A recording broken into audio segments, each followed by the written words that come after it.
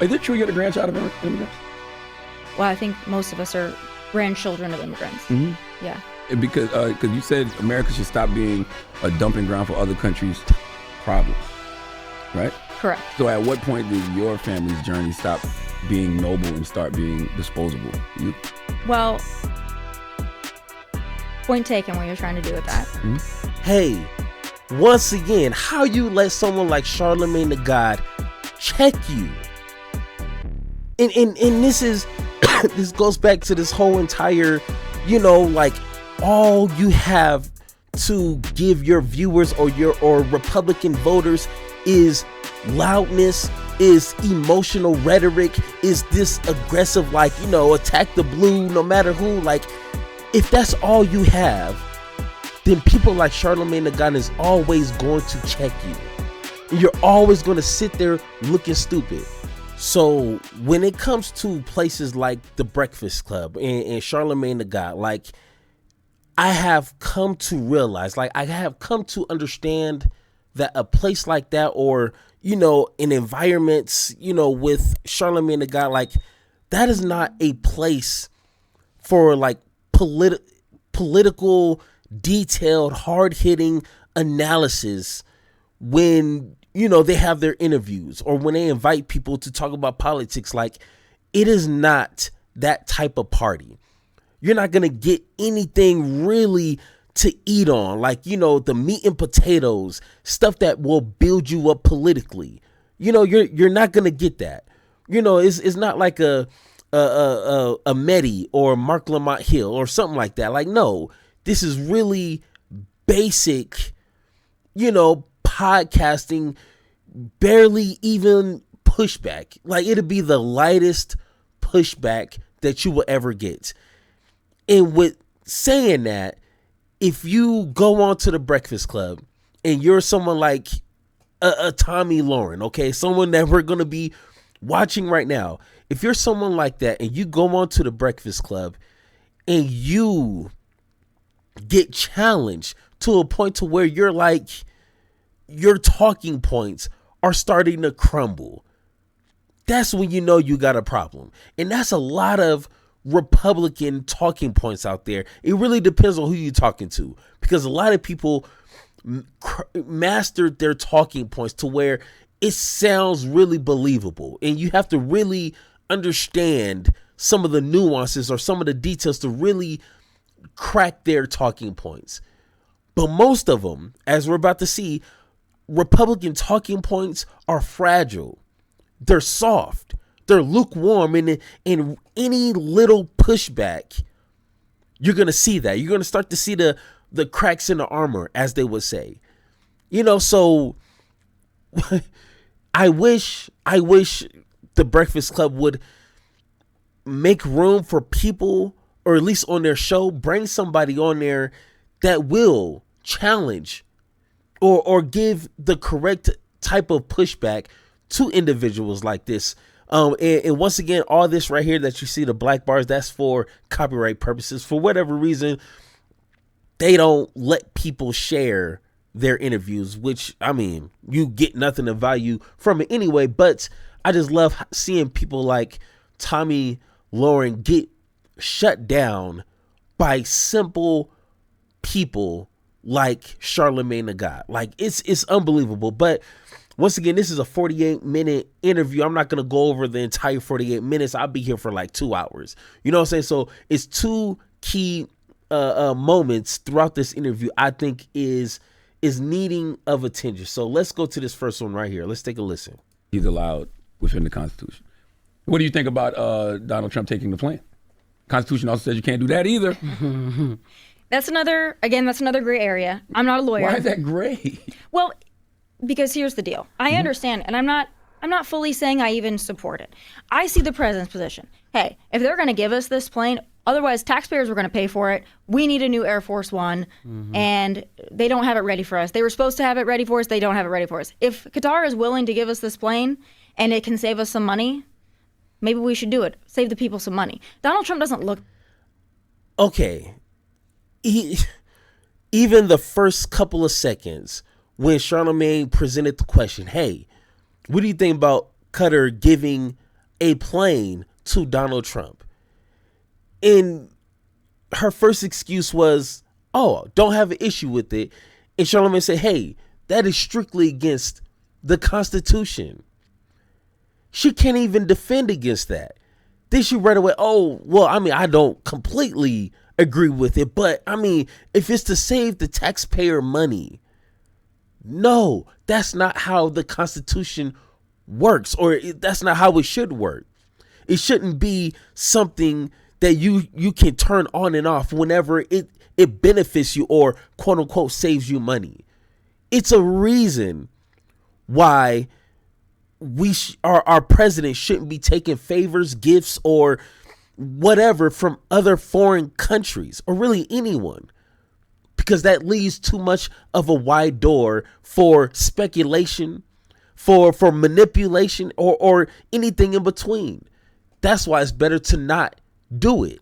Now, under Article 1, Section 9, Clause 8, it is up to Congress to decide if a gift should be received or not.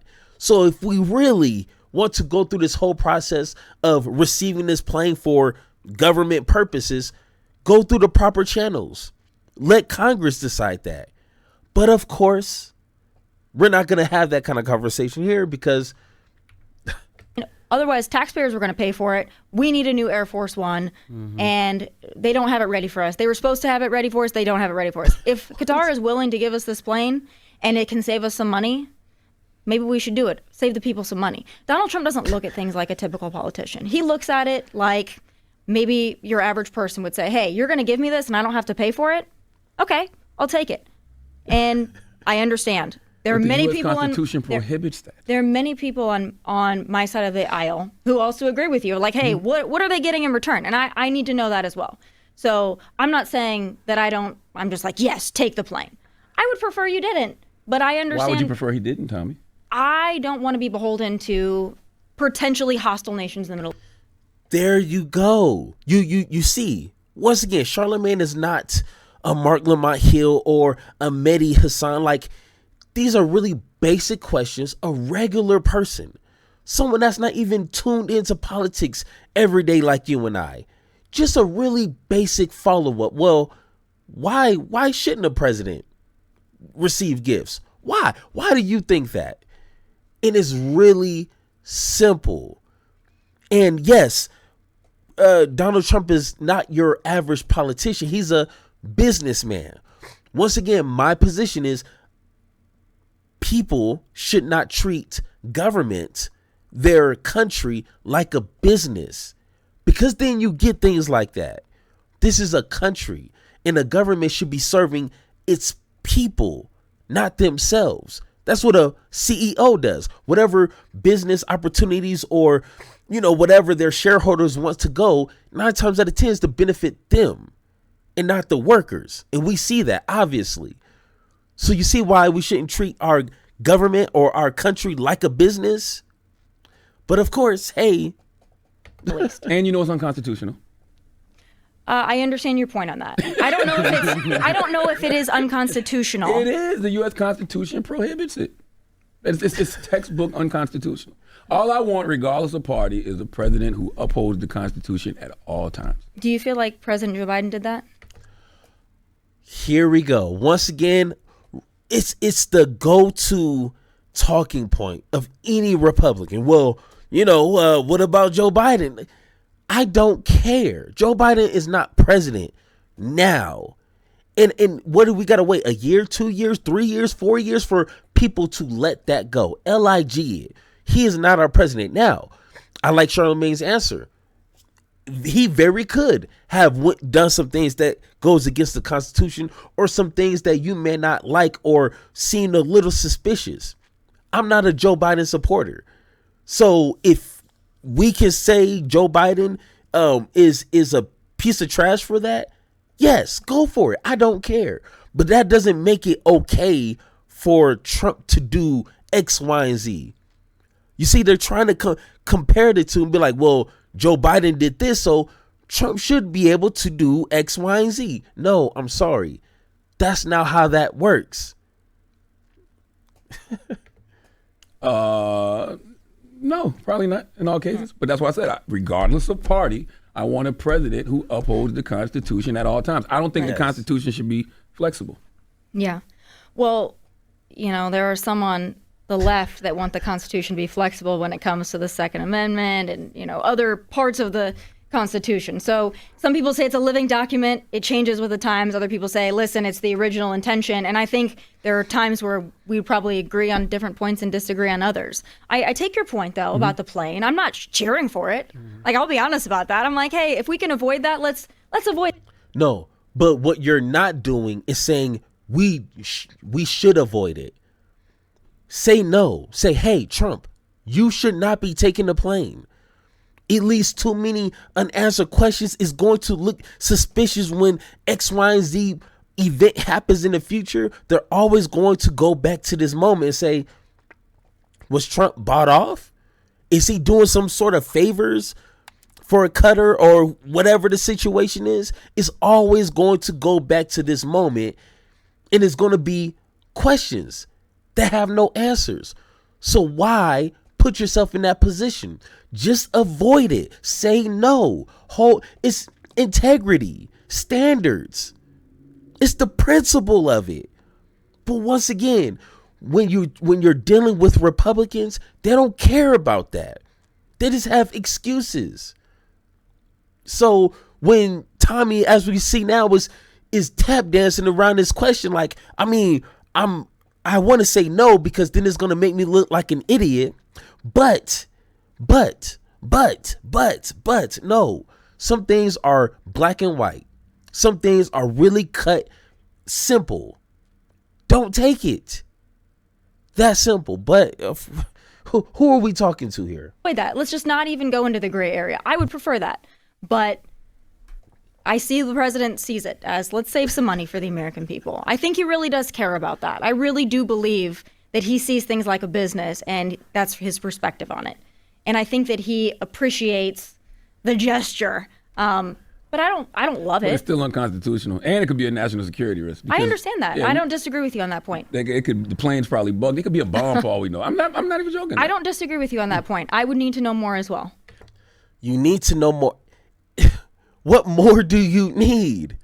Either he takes it, which once again, you got to go through Congress, but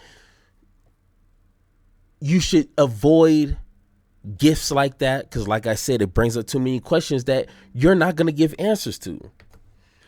Is it true you're the grandchild of immigrants? Well, I think most of us are grandchildren of immigrants. Mm-hmm. Yeah. Because you said America should stop being a dumping ground for other countries' problems, right? Correct. So at what point did your family's journey stop being noble and start being disposable to you? Well, point taken what you're trying to do with that. Mm-hmm. Hey, once again, how you let someone like Charlemagne the God check you? And this is this goes back to this whole entire, like all you have to give your viewers or Republican voters is loudness, is emotional rhetoric, is this aggressive, like, attack the blue no matter who. Like, if that's all you have, then people like Charlemagne the God is always going to check you. And you're always going to sit there looking stupid. Point taken. That's the end of that conversation. You have nothing of value or no rebuttal to that. He just destroyed that entire argument of, the U.S. should stop being dumping grounds for other countries' problems. Oh, you come from a family of immigrants, right? Oh, so that was okay. So when did it? Oh, got you. You see how that doesn't work? You see how just that empty rhetoric means nothing to people who have two brain cells to kind of dismantle that entire statement there? Once again, if you get embodied by Charlemagne the God, you need to go back to the drawing board. That's simple. So here's my thing. We are a nation of immigrants. We once had a process for it, and then it became a free-for-all. We have to know who's coming into our country. the days of coming into this country, and we can agree to disagree on who came in and how they came in, and I'm happy to have the conversation. But when my family or my lineage came into this country, they didn't come into this country and they didn't get a four-star hotel room. They didn't get all their meals paid for. They didn't get lodging and health care and schooling and everything that the illegal immigrants that are coming in now are afforded. And they're sucking up the resources from people who really need it. It's really hard. All right, so that's the problem that I have with this played out whack, damn near white supremacist talking point. First off, okay, we still do have a process. Like, how do you think they get the numbers of how many immigrants have came into the country? So if it's just a open border, open doors, and they're just letting everybody in, how can we see the data each year on how many immigrants came into the country? Once again, they're taking some sort of information, right? Even to get that type of data. So once again, this whole we don't have a process no more is just trash. Second off, when Republicans always try to formulate a situation to where they're trying to pin Americans against other people and not the right people. And like she just said, I'll have her repeat it for you. Four-star hotel room to this country. Right. They didn't come into this country and they didn't get a four-star hotel room. They didn't get all their meals paid for. They didn't get lodging and health care and schooling and everything that the illegal immigrants that are coming in now are afforded. And they're sucking up the resources from people who really need it. They're sucking up the resources from people who really need it. Now, if you're just walking by hearing that conversation and you have no idea about politics or who's the enemy of the American people, then you're going to hear something like that, but like, that seems pretty true. That seems pretty reasonable. But if you understand that America has plenty of resources, you will hear something like that, be like, what are you talking about? First off, if you figure out where all the wealth is maintained, which is what the top 5%, the top 3% hold 60% of Americans' wealth. That is crazy.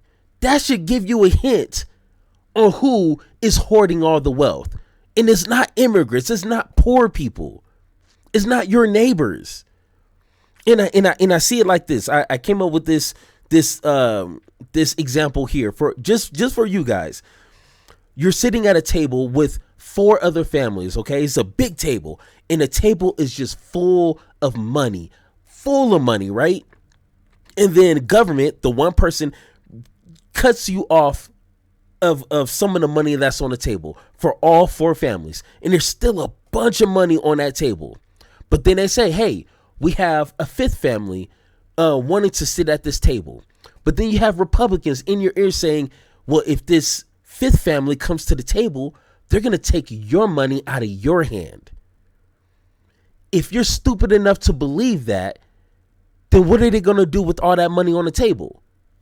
Scoop it to the billionaires, scoop it to the corporations, scoop it to the millionaires. That's what they're trying to do.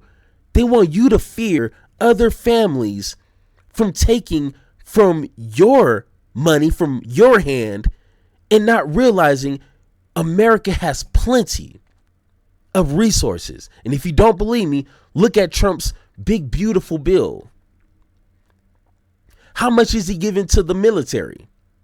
How much is he willing to give to this beautiful golden dome that he wants to build? But these immigrants are taking resources from you. 4-star hotels, really? That's sucking up all the resources? Being able to eat and have clothes and basic education, that's taking up all the resources? Come on, man. If you believe that, you are an idiot and you deserve to be played.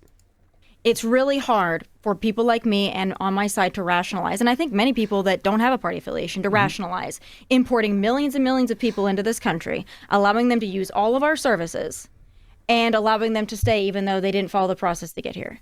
So that's the point. We want immigrants. There's nothing saying we don't. We need immigrants. We need them. We love them. We need them. We need a process. Just do it right. Just do it the right way. And The right way is a broken way. And this can has been kicked down from administration to administration. Republicans and Democrats, they refuse to fix the problem. Reform it, and then let's come back and have this conversation. But you can't say, oh no, we love immigrants. Oh no, we love them. Even though J.D. Vance stirred up lies targeting immigrants who came here legally and put a target on their back. So I don't want to hear this whole, no, we love immigrants. No. The whole entire 10 years proves otherwise. So I'm sorry you missed me with that BS. And if we didn't have so many that came in the wrong way, we could allow more people to come in the right way. And we want to foster that. And I don't think President Trump is anti-immigrant. He's married to an immigrant.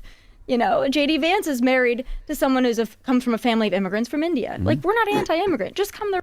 So is this the whole equivalent to I have a black friend, so I can't be racist type thing? And one story, when I was doing my reading, and this changed my whole perspective on that. Back in slavery, which I'm pretty sure you can agree was an egregious thing that America seems to not really want to grapple with. But during slavery, the slave owners used to actually rape the black women and black men. So does that mean like they kind of loved black people? So therefore slavery was like not too bad because they slept with the black women. They even had them have their kids. But you see how that doesn't work? Oh, J.D. Vance has, an immigrants for a wife. Oh, Trump has no, that doesn't make it okay for what he's doing. I'm sorry. But once again, that's a played out talking point. The right way. And it's really hard when I see the people in New York City or the people in Chicago or in LA, and you see people that are struggling, that they can't afford their daily life. And then you see illegal aliens in a 4-star hotel, and you see them getting their needs taken care of. And you see Americans falling by the wayside. You won't see me push back on that one. And that's why Charlemagne should just stop with the politics. What do you mean you're not going to see no pushback? For Republicans, once again, to try to pin regular Americans against other people who's doing worse than you are and wanting to come to America for a better life, which statistically proves that. So don't give me no excuses with that. Why is it okay to pin Americans against those people and not the people who are hoarding the wealth? Oh, got you, because you're a Republican. You're a Republican. Got you. That is your plan. Got you. All right, let's go to the last part here, and this is at 29. Let's see. That right there. They're going to lose it so that the people that need it have it there. I haven't seen them be surgical about stuff like that yet. Meaning that, they never go in with a fine tooth comb and cut where, they're supposed to cut. They usually just go in with a chainsaw, literally, and just start cutting everything. So it's hard for me to believe that they're going to be surgical when it comes to Medicaid. Doesn't it infuriate you, though, when people say we're going to start cutting, we're going to cut things because we have to, and then nobody has the balls to do it? I want the right things cut. Like, see, that's the thing that even with Doge, right? We've seen in this country the right way to do what Elon Musk and Doge was attempting to do. And that was with Bill Clinton and the National Partnership for Reinventing Government in the 90s. They did it the right way. They went in there, they were surgical, they met with other federal workers, people that worked in the federal government. They met with people who understand what was going on in government, and they cut the right things. They didn't just go in and just start firing people. Yeah. So pretty much what Charlemagne just said, just to sum it all up, okay? Because he said a bunch that I don't know if it confused her or if she was just ready just for her next talking point. But essentially what he said was they had a plan. They had a plan. Guess what? They had a plan. And this plan was formulated with people who knew what the hell they were talking about. People who actually worked within the government, within these agencies. They spoke to them and they created a plan.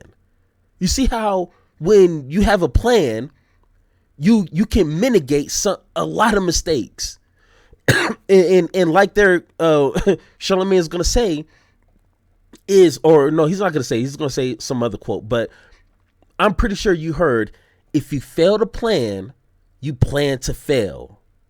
So Donald Trump had 4 years to come up with a plan for anything, and he still lacks it. And it just confuses me on how no one on the Republican side is saying, hey, you want to do X, Y, and Z? Well, what is your plan to do that? But of course, that's asking too much. In government, and they cut the right things. They didn't just go in and just start firing people. Yeah. Well, Trump did offer people, hey, listen, if you don't want to come back to work, we'll pay you through September. That's like taking a chainsaw to things. Like, you got to be surgical. Yeah. Like, that's why they were cutting things that they need. Like, they were actually cutting people from the federal government that they need. And like, we have a shortage of aviation workers now. Well, we've had a shortage of aviation workers for many, many years. And it got worse under Doge. Well, a lot of the people they were cut, and I know Sean Duffy personally, the people that were cut through there, they were not people that are your air traffic controllers. They were not your pilots. They were not people in charge of that. They were extra workers. Now, nobody wants to cut anything. Like, nobody wants to take someone's job away. But the fact of the matter is we are going to go bankrupt unless we cut something. So at least we're going to go bankrupt unless we cut something. Once again, no, we are not. And you know how I can kind of get an idea on how the Republican Party doesn't even care about, quote unquote, going bankrupt? Like, when did we reach the point to going bankrupt? Oh, all of a sudden, the past 4 years, right? Okay, got you. Answer this. or listen to this. Trump's big, beautiful bill is projected to add approximately, depending on what numbers you're looking at, $3.8 trillion to the federal debt over the next decade.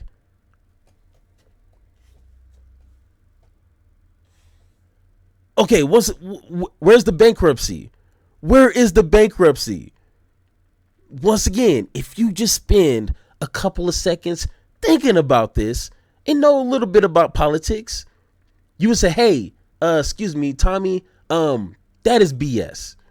Simple. Hey, here's some more. Trump wants to add an additional $150 billion for defense. Oh, so they can put their greedy little chubby fat greedy fingers in Medicaid, in food assistance, in Social Security, and all this other stuff, right? But not defense. Wait, are we planning on starting any wars at some point? Did Joe Biden not add enough? Because once again, Democrats also do that too. So why are we giving the defense even more, but yet we're facing bankruptcy? Hey, there's more. For the Golden Dome, Trump wants to give $25 billion to this Golden Dome. Oh, but yeah, Tomi said that we're facing bankruptcy, so I guess we need more money towards military. Got you. Someone's job away. But the fact of the matter is we are going to go bankrupt unless we cut something. So at least be honest with people. Be like, we got to cut something. And people aren't going to like it. Like, someone's going to lose something. That's just the nature of the beast. But someone's going to lose something. There you go. That's probably the most truthful thing she said in this whole interview on accident. She didn't even really understand what she was saying, but she said that on accident. Somebody is going to get the short end of the stick. And here's a simple question for you. who's going to get the short end of that stick? But when you cut something and realize, oh shoot, we actually need those people, and try to hire those people back, and you don't even have that's an F up, and you gotta account for that, and Elon Musk has. And I'm not sitting here. Hold on. back, and you don't even have that's an F up, and realize, oh shoot, we actually need those people, and try to hire those people back, and you don't even have that's an F up, and you gotta account for that, and Elon Musk has. You have to account for that. You know how you can account for that even before you start cutting and firing people? There you go.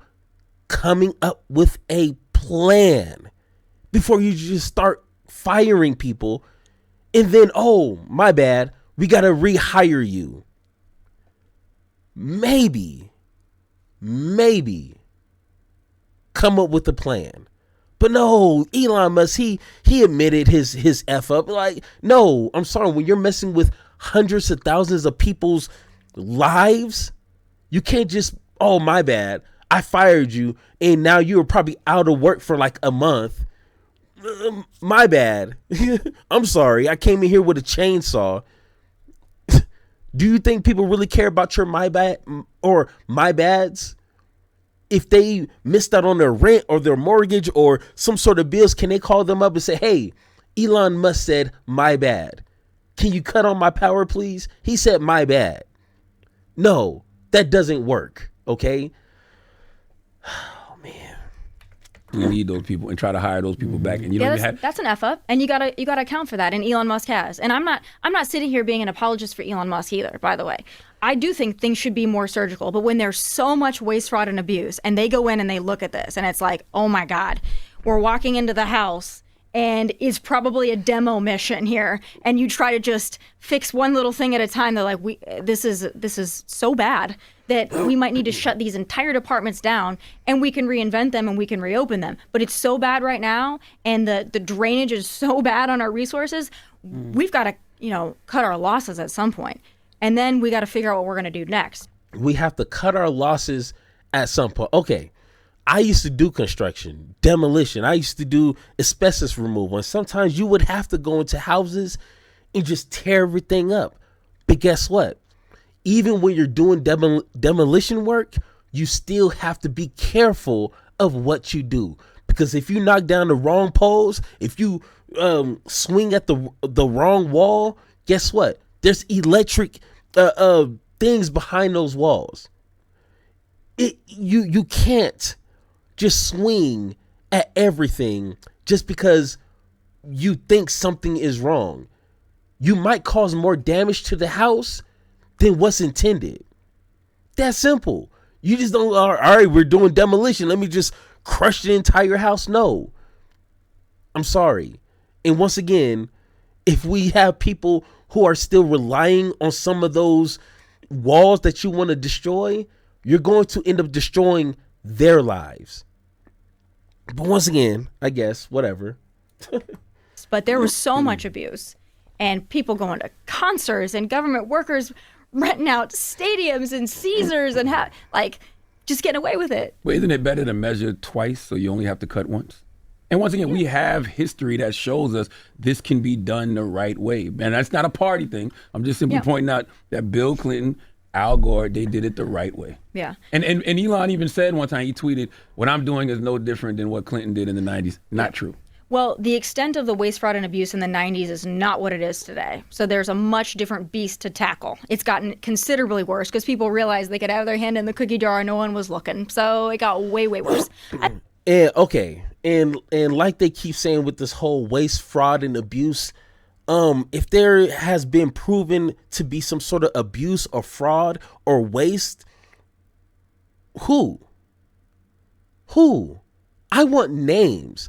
I want the department that they were working in. I want to know how much fraud and abuse they sucked up from the American taxpayers' money. And I want to see some convictions. Because if you steal from the government, shouldn't you get in trouble? But guess how many convictions so far that they have brought to trial? Guess how many? That's right. 0. So this whole entire talking point of, oh, it's just so much waste, fraud, and abuse, which the numbers even on their website are inaccurate. So that's a whole nother conversation. But if it's so much waste, fraud, and abuse, I want to see people getting in trouble. I want to see these people facing a judge. Oh, I'm sorry. Once again, that's a lie. So nothing's going to come up from it. Because it's already been almost, 160, 70 days? And 0 people have been held accountable for this waste, fraud, and abuse. That's obviously sucking up all the money from government, right? Got you. I agree with you, though. There does need to be a methodical process. I think that has, in the last month, I think that's been more so the stance. You're not seeing Doge doing what Doge did on the outset. They came in very zealous and very excited, and I think they've dialed it back. Yeah, they dialed it back because judges were actually doing their jobs and saying, hey, you are not allowed to do this. This is actually unconstitutional and illegal for you to do. And that's why they dialed it back. And Elon stepping down is because his businesses are being destroyed. That's why. So, oh man, hey guys, see, I don't get paid enough to deal with that. Like, and once again, the Breakfast Club is not a political hub to challenge people like Tomi correctly, which I get.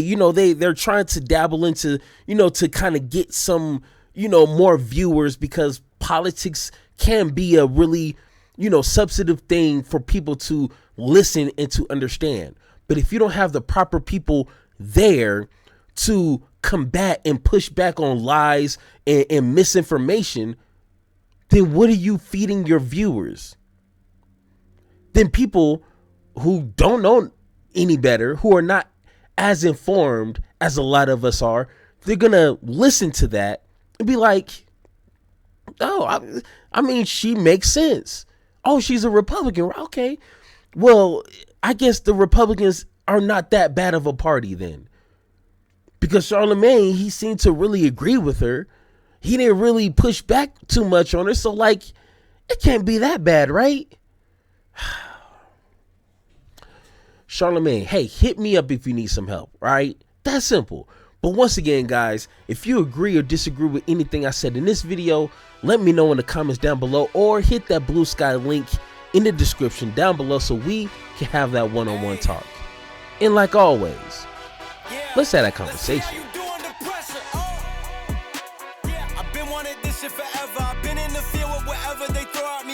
Pick myself up, moving on to the better.